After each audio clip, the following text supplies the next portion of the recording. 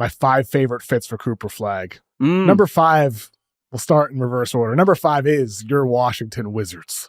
Okay. Is my favorite fits for Cooper Flagg. Bub Carrington hits the game winner on Sunday, hurts the Wizards lottery odds. They drop from 100% to land a top 5 pick to 80%. Are you angry with Bub on this morning? Are you feeling good karma from winning the game?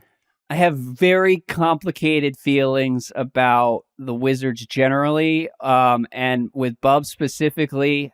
I love Bub Carrington. I do continually go back to last year's draft and wonder, was it actually worth it to trade Denny Avdia to draft Bub Carrington? It seemed like the front office was very locked in on Bub and just really wanted him in DC. He's young. He's big. I love his upside.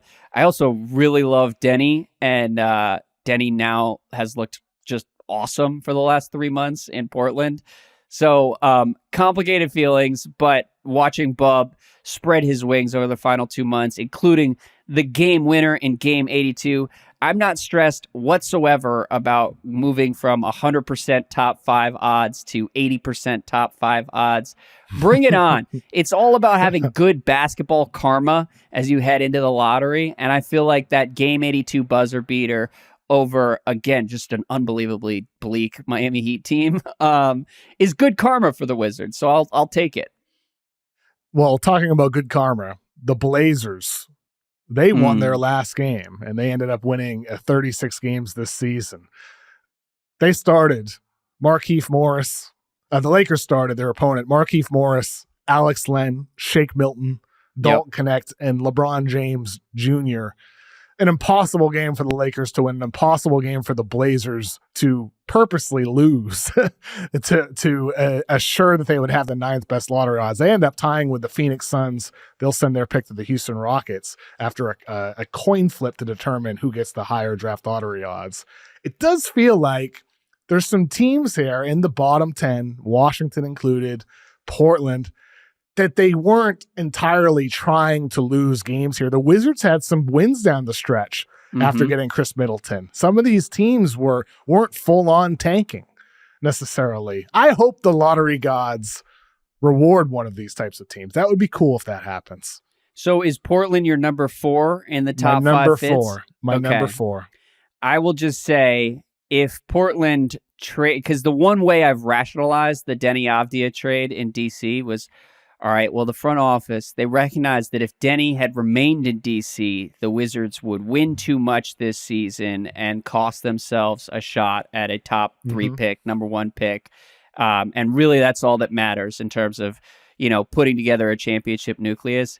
If Portland trades for Denny Avdia, has a 36-win, sneaky fun season, because the first 6 weeks, very, very bleak. But after that, there was something going on in Portland. Chauncey Billups, he signed the contract extension yesterday, deserves it. He did a really good job with this team.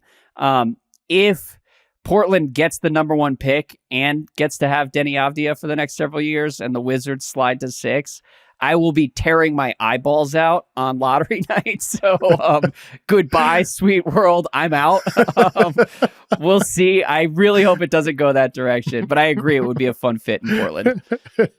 I hope it does not go that direction either. Oh my God. We need the GOAT. My eyeballs.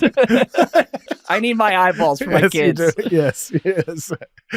Number 3 on my list is the team kind of attached to Portland. It's the Houston Rockets.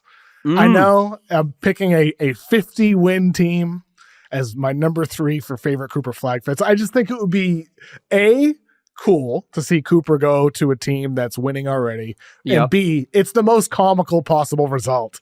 It's just so funny if they get the number 1 pick with the Suns pick. It would be Phoenix, man. Hilarious. I know. I feel bad for Phoenix, but it would be funny. Yeah, literally poor Phoenix, as they are bankrupted by Bradley Beal's salary for the next couple of years. Maybe they stretch it. So I would love that. And one of the things that I think is frustrating about the NBA is we have these superstars come in through the draft, and then you just get stuck in these horrendous situations. And I actually think it's bad for the NBA's business to sort of build this way. And so if you could have Cooper Flagg, who I think has a chance to be one of the headline superstars of the next 10 or 15 years, and just throw him on a team that's relevant right away, that would be a fantastic outcome. I would love to send him to Houston. I think there was talk about, you may have raised this, maybe it was my co-host Ben Golliver, Cooper trying to force his way to OKC somehow. I strenuously object to that scenario. But Cooper on the Rockets, let's do it. It'd be fun. Yeah. Cooper, the OKC scenario, highly unlikely now at this point, that the Clippers have made the postseason top 6, so that pick is not going to be. That's right. Yes. Okay. So this is a month or two back when Ben and I were talking about that. But I do think Houston would be more acceptable as that type of franchise for him to force himself to. But I don't think he's going to do that. I'd be a little bit surprised if Cooper and his camp took that route. But, look, if it's New Orleans with the number 1 pick, all due respect, the basketball fit is not great. Next to Zion, I know Cooper can fit anywhere, but the fit is not great. I could see a world in which he's like, hey, maybe get what you can for the number 1 pick, but I just don't think it's going to happen. I think he's going to accept anywhere that he goes. Yeah. Number 2 on my list, the Philadelphia 76ers. It would just be a beautiful reward for Philly after this horrible year. If they end up with Cooper Flagg, I'd be so happy for Sixers fans if they get the number 1 pick and the Right Sergey Sanchez lottery show on May 12th is this huge celebration, and they get Cooper and Embiid's healthy next year, and they got Maxey and Cooper Flagg and Quentin Grimes. Oh my God. It's funny you say that, because when you threw out New Orleans as a potential, all right, time to pull an Eli Manning here, let's end up anywhere but here, I almost interjected, but I didn't want to step on it if you had the Sixers as a top 2 fit. The Sixers might convince me to pull an Eli Manning if I'm in the Flagg camp. The other way? I mean, it's Philly, though. So... what do you mean? It's Philly? Is that a selling point? Philly's not bad. I would live in Philly, but he'd be beloved there. He'd be the savior. Yeah, he'd be the guy who put them over the top if they ended up doing it. So Joel Embiid, he'd have a statue next to Rocky. That's what would happen.